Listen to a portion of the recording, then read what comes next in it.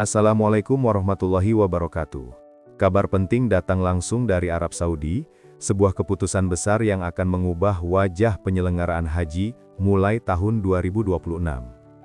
Pemerintah Saudi resmi menerapkan sistem lisensi baru untuk seluruh akomodasi haji, baik hotel berbintang maupun apartemen sewa yang biasa digunakan jamaah dari seluruh dunia. Sekilas, kebijakan ini terdengar teknis dan administratif. Namun, di balik itu tersimpan dampak besar bagi jutaan calon jamaah, termasuk Indonesia yang setiap tahun mengirimkan salah satu jumlah jemaah terbanyak di dunia.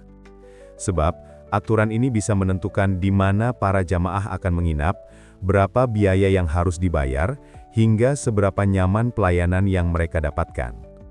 Pertanyaannya, apakah sistem baru ini benar-benar dibuat untuk meningkatkan kualitas layanan dan keamanan jamaah, seperti yang diklaim pemerintah Saudi? Ataukah justru menjadi pintu baru bagi monopoli bisnis akomodasi, yang ujung-ujungnya akan membuat biaya haji melonjak lebih tinggi? Inilah yang menjadi perbincangan hangat di kalangan penyelenggara haji, pengamat kebijakan Timur Tengah, hingga jamaah yang sudah menabung bertahun-tahun untuk bisa berangkat ke Tanah Suci. Karena satu hal pasti, setiap perubahan sistem di Arab Saudi, cepat atau lambat, akan berpengaruh langsung pada jamaah Indonesia. Maka dari itu, penting untuk memahami apa sebenarnya yang sedang direncanakan, bagaimana mekanismenya, dan apa konsekuensinya bagi calon jamaah haji tahun 2026 dan seterusnya.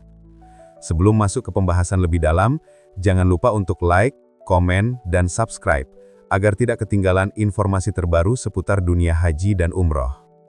Mulai musim haji tahun 2026, pemerintah Arab Saudi akan memberlakukan sistem lisensi baru untuk seluruh penyedia akomodasi haji, baik hotel maupun apartemen sewa.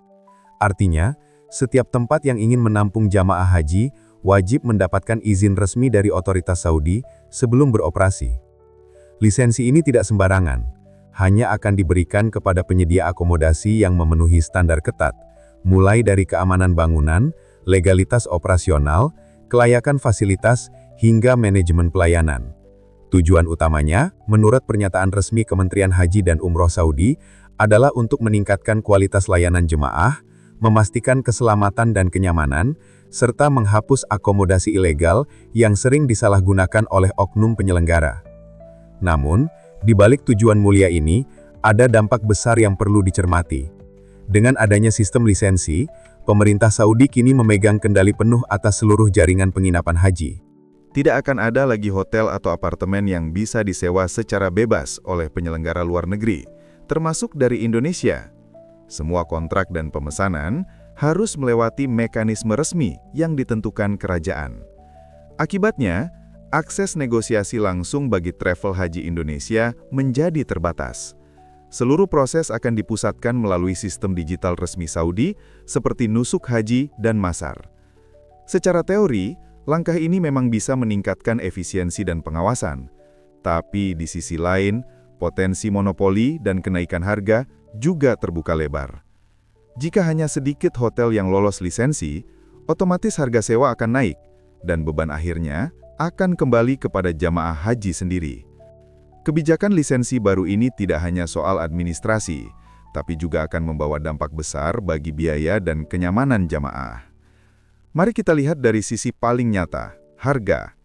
Ketika hanya sejumlah hotel atau apartemen yang lolos lisensi, otomatis jumlah penyedia akomodasi menjadi terbatas. Dan seperti hukum ekonomi sederhana, semakin sedikit pilihan, semakin tinggi harga sewanya. Artinya, biaya akomodasi jamaah haji sangat mungkin melonjak, terutama di wilayah strategis seperti sekitar Masjidil Haram dan Masjid Nabawi. Masalahnya, beban kenaikan harga ini kemungkinan besar akan berujung pada jamaah sendiri, melalui kenaikan biaya penyelenggaraan ibadah haji atau BPIH. Padahal, selama ini biaya haji sudah menjadi isu sensitif di Indonesia, karena terus naik dari tahun ke tahun. Selain itu, potensi monopoli juga mengintai. Jika hanya segelintir hotel besar yang mendapatkan izin resmi, mereka bisa menguasai pasar dan menentukan harga sesuka hati. Hal ini tentu akan menyulitkan travel haji kecil atau penyelenggara non-pemerintah untuk mendapatkan akomodasi yang layak dengan harga terjangkau. Masalah lain yang patut diwaspadai adalah kesiapan Indonesia sendiri. Jika pemerintah dan pihak travel tidak segera beradaptasi dengan sistem baru Saudi, jamaah kita bisa saja mendapatkan akomodasi sisa, jauh dari lokasi utama, atau dengan fasilitas yang tidak sesuai standar.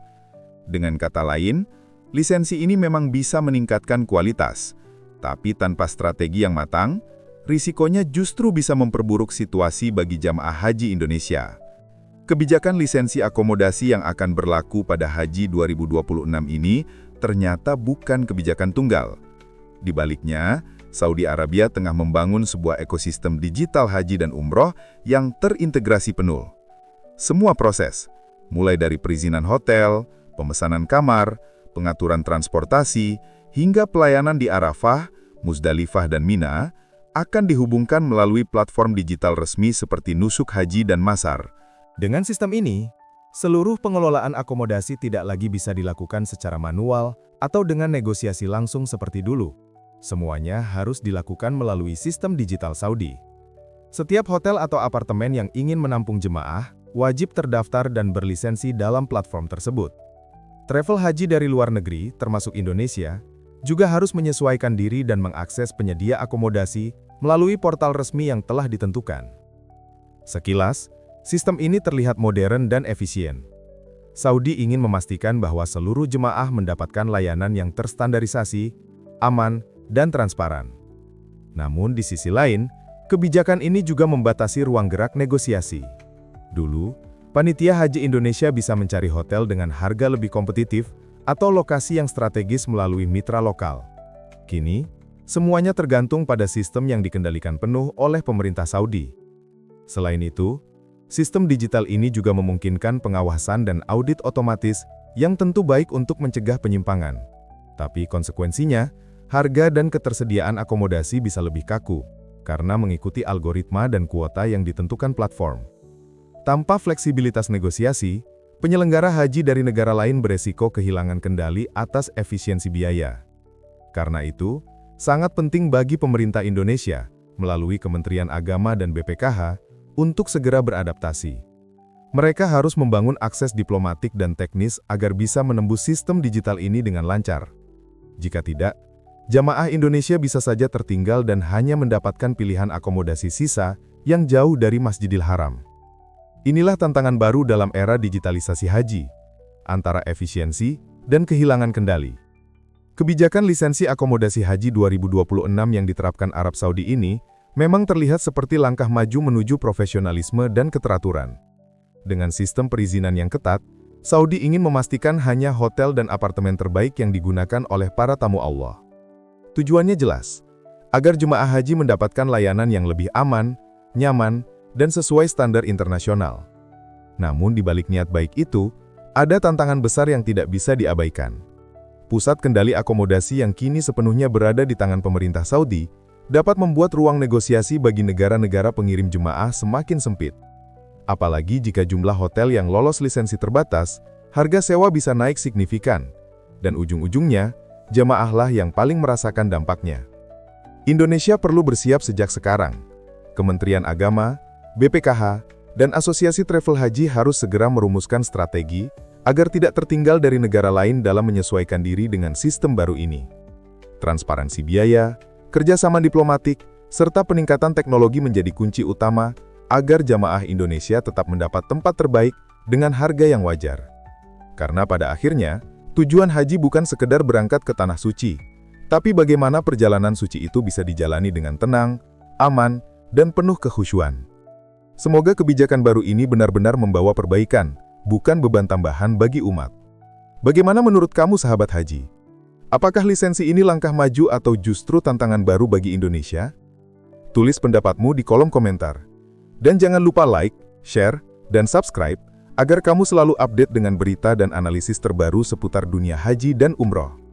Wassalamualaikum warahmatullahi wabarakatuh.